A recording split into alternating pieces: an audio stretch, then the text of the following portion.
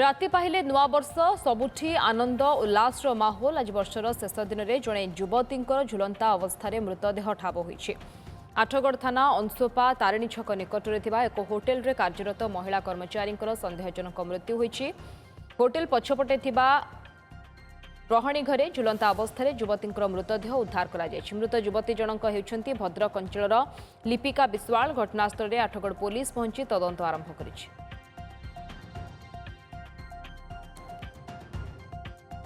तेबे जड़े युवती झुलंता मृतदेह ठाब कर आठगढ़ थाना अंशोपा तारिणी छक निकट में एक होटेल रे कार्यरत महिला कर्मचारी संदेहजनक मृत्यु होइछि।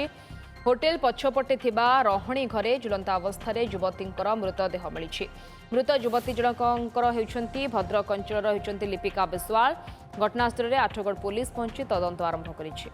नीलकंठ द्वारा आमर आठगढ़ प्रतिनिधि आम फोन लाइन जोड़ी होती संपर्क अधिक सूचना पाई। नीलकंठ, पुलिस कौन कहूछि युवती एभली मृत्यु होबार कारण कौन होइथाइ पारे?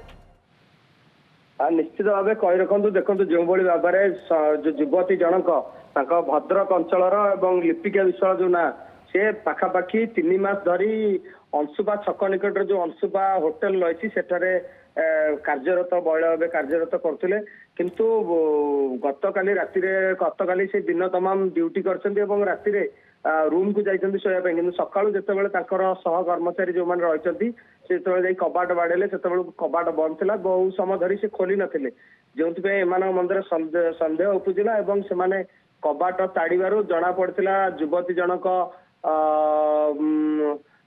एक कपड़ा रस्सी जड़िया झुलिकी रही जो आठगढ़ थाना खबर देते क्यों ना क्योंटी सन्देह तो उपजुची किभली क्यों परिस्थिति युवती जनकर मृत्यु घटिला जदिओ तांकर आंठू तले लगी तेणुक बर्तमान जेहेतु युवती जनकर घर भद्रक अंचल परिवार लोक आसी पहुंचती बर्तमान सुधा घटनास्थल में आठगढ़ एसडीपीओ कहतु आठगढ़ थाना अधिकारी होटेल मालिक को तन्न तन्न कर पचरा किभली क्यों परिस्थिति युवती जनक आत्महत्या कले तेज पूरा परिवार लोक पहुंचा पर मोबाइल को जांच कर जहाँ पुलिस प्राथमिक तदंत कहूँ मोबाइल को जांच कर केउं परिस्थिति जहाँ होटेल मालिक आम प्रतिक्रिया नौलु से जहाँ कहवा कथा युवती एक जगार बाहागर ठीक होता से 10 ରୁ 12 दिन तले जाइए घर को यही घटना घर को जाइए किंतु घटना आसी ड्यूटी रे जॉइन करते तेज केउं परिस्थिति युवती आत्महत्या कले ना या पछरे हत्यार कारण रही पूरा परिवार लोक आसला अभियोग को भित्ति कर पुलिस तदंत कर स्निग्धा।